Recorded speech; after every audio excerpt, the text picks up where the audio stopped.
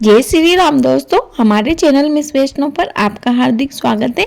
आज मैं आपको पुत्रदा एकादशी व्रत की कथा सुनाने जा रही हूँ। पौष मास के शुक्ल पक्ष की एकादशी को पुत्रदा एकादशी कहते हैं। जिन दंपतियों को शादी के कई सालों बाद भी पुत्र प्राप्ति नहीं होती, यदि वह दंपति जोड़े से पूरी श्रद्धा और आस्था से इस व्रत को करे तो उन्हें भगवान नारायण की कृपा से शीघ्र ही पुत्र की प्राप्ति हो जाती है। आइए अब कथा शुरू करते हैं। भगवान श्री गणेश जी सहित सभी देवताओं को प्रणाम कर कथा आरंभ करते हैं।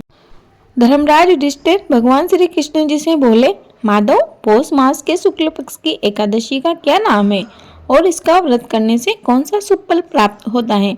साथ ही आप मुझे इस एकादशी के माहात्म्य की कथा भी सुनाने की कृपा करें। भगवान श्री कृष्ण बोले, हे धर्मराज, पौष मास के शुक्ल पक्ष की एकादशी का नाम पुत्रदा एकादशी है। जैसा इसका नाम है वैसा ही यह फल प्रदान करने वाली एकादशी है, अर्थात पुत्रदा एकादशी पुत्र की कामना को पूरी करने वाली है। अब तुम इसके माहात्म्य की कथा शांति पूर्वक सुनो। द्वापर युग के समय की बात है। भद्रावती नाम की एक नगरी थी। उस नगरी में एक सुकेतुमान नाम का राजा राज्य करता था।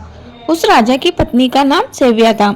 सुकेतुमान राजा के विशाल महल था जो विश्व विभूतियों से भरा हुआ था, जिसके द्वार पर चिंतामणियों का प्रकाश था।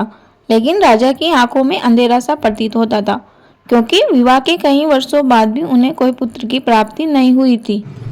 वह दोनों पति पत्नी बहुत दुखी थे, मानो अब वह निराश व हताश हो चुके थे। स्वर्ग के समान सुखों को भी नरक के समान समझते थे। हजारों की संख्या में पुत्रेष्टि यज्ञ किए, परंतु कोई भी फल नहीं मिला। देवताओं को लाखों बार प्रणाम किया, लेकिन आशीर्वाद एक भी न मिला। बेचारा वह राजा हार मानकर बैठ गया और बुरे बुरे विचार करने लगा। अब मैं क्या करूं? विष खा लूं और भूत बन जाऊं तो अच्छा है, परंतु यह चिंता तो मुझे तिल तिल करके मार रही है। जिससे अच्छा तो विष खाकर एक बार में ही प्राण त्याग दूं। फिर विचार करने लगा कि आत्महत्या करना तो महापाप है। उसने सोचा, क्यों ना मैं वनवास ले लूं, क्योंकि जब पुत्र ही नहीं तो यह राजपाट धन ऐश्वर्य मेरे किस काम का। ऐसा निश्चय कर राजा अपने राज्य को मंत्रियों व सेनापति को देकर वन में चला गया।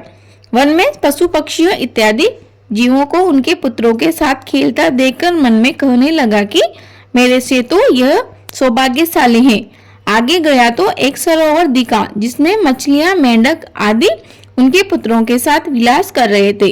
राजा ने विचार किया कि यह भी मुझसे अच्छे हैं। उस सरोवर के चारों ओर मुनियों का आश्रम था।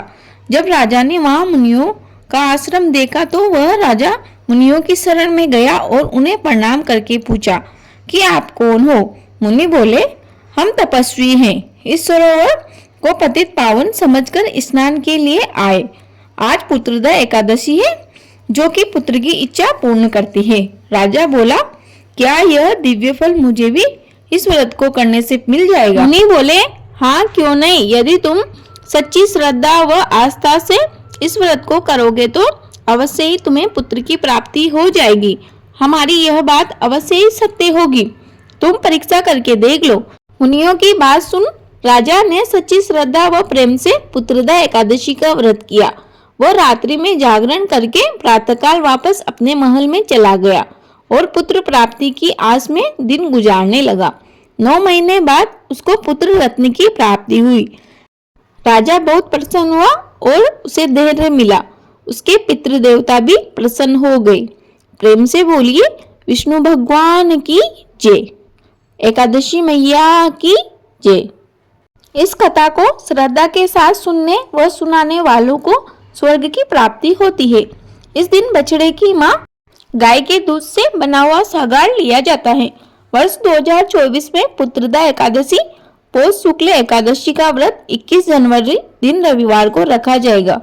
रविवार को एकादशी तिथि होने के कारण आप एक दिन पहले तुलसी दल तोड़कर रख ले और भगवान विष्णु को भोग के साथ समर्पित अवश्य करें, क्योंकि बिना तुलसी दल के भगवान भोग स्वीकार नहीं करेंगे। पुत्रदा एकादशी के दिन भगवान विष्णु के नारायण स्वरूप के साथ लड्डू गोपाल जी का पूजन अवश्य करें, क्योंकि हमें नन्हे से बाल गोपाल चाहिए। शास्त्रों के अनुसार एकादशी तिथि के दिन महिलाओं को अपने बाल नहीं धोना चाहिए। दोस्तों, इस वर्ष 22 जनवरी को अयोध्या में हम सभी के श्री राम भगवान पधार रहे हैं। इससे पहले हमें 21 जनवरी को पुत्रदा एकादशी व्रत करने का सौभाग्य मिल रहा है। पुत्रदा एकादशी के महत्व का अनेक पुराणों में वर्णन मिलता है। महाभारत में स्वयं भगवान श्री कृष्ण ने इसका संपूर्ण वर्णन किया है। इस बार पुत्रदा एकादशी के दिन बहुत ही दुर्लभ संयोग बन रहा है। वह शुभ संयोग है ब्रह्म योग का निर्माण। इस ब्रह्म योग के समय में भगवान विष्णु जी की पूजा करने से साधक को मनोवांछित फलों की प्राप्ति होती है। ब्रह्म योग का यह शुभ योग 21 जनवरी दिन रविवार को 9:48 से 22 जनवरी दिन सोमवार को सुबह 8:47 तक बन रहा है। यह योग बहुत ही दुर्लभ है। आप इस समय में जितना पूजा पाठ भजन दान आदि करेंगे आपको उसका उतना ही श्रेष्ठ फल मिलेगा। इस दिन पीपल की जड़ में जल चढ़ाने का भी बहुत पुण्य फल मिलता है। जो लोग ग्रस्त जीवन में गए हैं उन्हें कई वर्षों बाद भी पुत्र की प्राप्ति ना हुई हो या फिर पुत्र प्राप्ति में कोई बाधा आती हो, गर्भ ना ठहरता हो, बार बार गर्भपात हो जाता हो या अन्य कोई मेडिकल समस्या हो, उन लोगों को जोड़े सहित इस व्रत को करना चाहिए। और यदि आप इन सभी सुखों से परिपूर्ण हो तो भी यह व्रत हमें करना चाहिए, क्योंकि इस व्रत से जन्म जन्मांतरों के पाप नष्ट हो जाते हैं। यदि आपके ऊपर पितृदोष लगा हुआ है तो आप पितृ ऋण से भी मुक्त हो जाते हैं और पितृ प्रसन्न होकर आपको शुभ आशीर्वाद देते हैं। इसीलिए सभी लोगों को यह व्रत करना चाहिए। एकादशी का व्रत 3 दिन तक चलता है। दशमी तिथि के दिन एक समय भोजन करना चाहिए एवं चावल बिल्कुल भी नहीं खाने चाहिए। तामसिक भोजन को छूना भी नहीं चाहिए। एकादशी के एक दिन पहले यानी दशमी तिथि को आपको शुद्ध सात्विक भोजन करना चाहिए। शाम के समय भोजन ना करें तो अच्छा है। एकादशी तिथि के दिन निराहार रहना चाहिए एवं भगवान का पूजन करना चाहिए। रात्रि जागरण करना चाहिए तथा द्वादशी तिथि के दिन इसका पारण करना चाहिए। पारण करने से पहले हमें दान जरूर देना चाहिए। एकादशी व्रत के पारण का एक निश्चित समय होता है। हमें उसी समय अवधि में एकादशी व्रत का पारण करना चाहिए। दोस्तों, कई बार ऐसा होता है कि द्वादशी तिथि के दिन सुबह हरिवासर का समय लगा होता है और हरिवासर के समय में शास्त्रों के अनुसार किसी भी व्रत का पारण हमें बिल्कुल भी नहीं करना चाहिए। पुत्रदा एकादशी व्रत का पारण 22 जनवरी दिन सोमवार को सूर्योदय के बाद प्रातःकाल 6:40 से 9:21 तक की समयावधि में किया जाएगा।